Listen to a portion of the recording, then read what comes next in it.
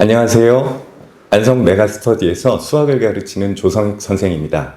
안성 메가스터디만의 특별한 2025학년도 수학 수업에 대해 말씀드리도록 하겠습니다. 일단 학생별 수준과 특성을 파악해서 A, B, C 3개의 그룹으로 나뉘게 됩니다. A 그룹의 수업 진행은 교과서 필수 개념을 정확하게 알고 있고 기본 사전 문항을 확실하게 해결할 수 있는 학생을 대상으로 이루어지는 수업입니다. 메가 팀플반 정교재로 교과서에서 연결시키기 힘든 수능 실전 개념을 익히고 평가원 출제 기조에 맞는 메가 모의고사를 최신 경향에 맞춰 리마스터링한 문항으로 실력을 극대화하게 됩니다. 그리고 A그룹만의 특별한 수업 방식으로는 유명 시중 모의고사를 정기적으로 보고 신유형 문항에 대한 적응력을 키워서 고난이도 문항을 해결할 수 있는 능력을 키우게 됩니다. 그리고 B그룹의 수업 진행은 교과서 필수 개념을 정확하게 알고 있는 학생을 대상으로 진행을 하게 됩니다. 메가스터디의 노하우가 담긴 정규반 교재로는 교과서 개념을 수능으로 연결시키는 연습을 하게 되며 그 어느 때보다도 EBS 연계 문항이 중요하게 다뤄지기 때문에 정규 수업에서는 그 EBS 문항을 꼼꼼하게 다루어서 빠른 시간에 등급 상승을 목표로 진행을 하게 됩니다. C그룹의 수업 진행은 처음부터 수학의 기본기를 탄탄하게 세워 나가야 하는 학생들을 대상으로 진행을 하게 됩니다. 다른 그룹과는 다르게 공통 수학의 내용이 부족할 수 있기 때문에 정규 수업 자체에서 고1 과정의 고등수학 상하를 진행하게 됩니다. 메가 정교재로는 기본과 필수 개념을 수업을 하게 되며 RPM 교재로 매 수업 이후 해당 단원에 대한 복습을 하게 되고 개별 질문을 통해 숙제 검사 및 모르는 문제를 해결하게 돼요. 여러분들의 간절함과 최선의 노력이 최상의 결과를 얻을 수 있도록 항상 함께 하겠습니다. 감사합니다. 안녕.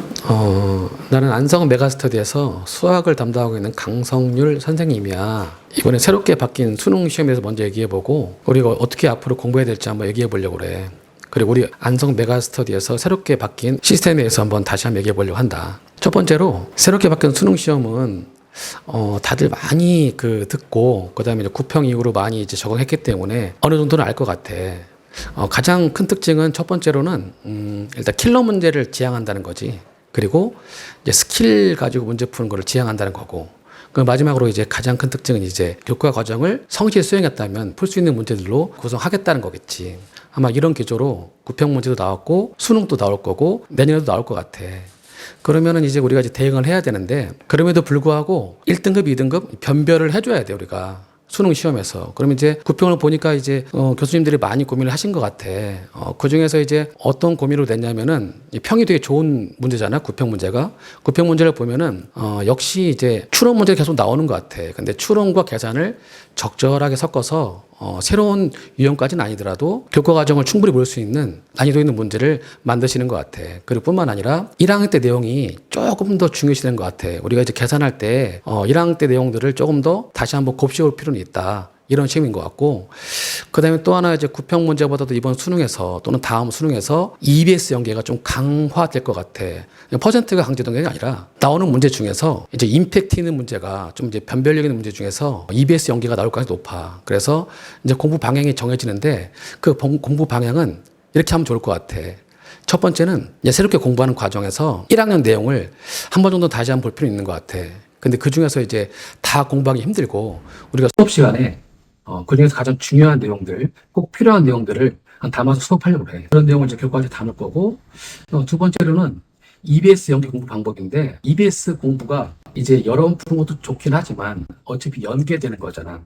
변형 문제라는 거지, 한마디로. 그러니까 여러 번 푸는 것도 나쁘지 않은데, 한 번 정도는 풀어보고 나서 기본 실력을 다 다진 다음에 이제 조금 시간이 흘러서 다시 풀어보는 것도 좋은 방법인 것 같아. 그래서 3월 초부터 우리가 수업 시간 내에 한 번 정도는 EBS 문제를 한번 같이 다뤄서 미리 한번 같이 공부하고 그다음에 이제 정규 수업이라든지 혼자 공부할 때 실력을 키운 다음에 다시 한번 새로운 시각으로 다시 볼 필요가 있는 것 같아. 그래서 우리가 정규 수업식 그 과정을 깔았지.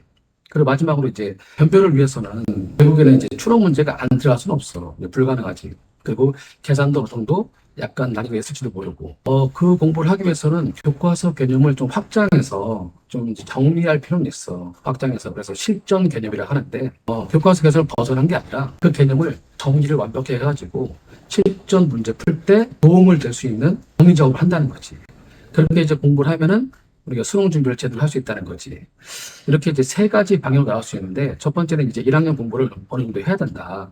그리고 두 번째는 EBS 연계 공부를 변형 문제까지 풀 수 있을 정도로 공부해야 된다. 그리고 세 번째는 그래도 변별력 문제를 풀기 위해서는 교과서 내용뿐만 아니라 그 이상의 좀 정리 작업을 좀 해야 된다. 정리해서 확장된 개념, 실전 개념을 공부해서 그걸 모의고사에 연습할 수 있는 실력이 필요하다.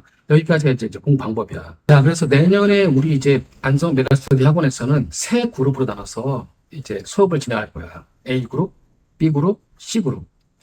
즉 A 그룹 같은 경우에는 아까 봤듯이 그 설명을 들었듯이 어느 정도 교과 개념이 된 상태, 그리고 시험 우리 테스트를 보긴 할 텐데 잘라가지고 실전 개념을 좀 더 다지고 그다음에 그거를 조금 더 모의고사에 적용하는 연습을 먼저 하겠다는 거지.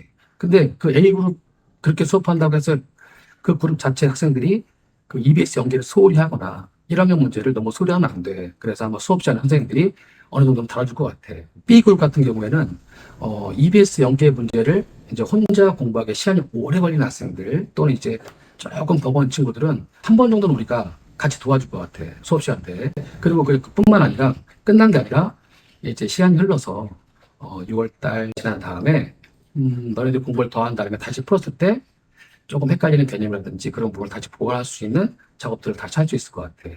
그리고 C그룹 학생들은 1학년 개념을 조금 더 먼저 공부한 다음에 몇 단계로 올라가는 그런 연습을 할 것 같은데 C그룹, B그룹을 할지라도 실전 개념 연습과 모의고사 문제 풀이는 중요한 것 같아. 그래서 그 그룹도 우리가 제시된 그것만 공부하는 게 아니라 실전 문제, 실전 개념, 모의고사 풀이를 어느 정도 하긴 해. 근데 이제 비중을 조금 더 1학년에 조금 더 두고 간다는 거지.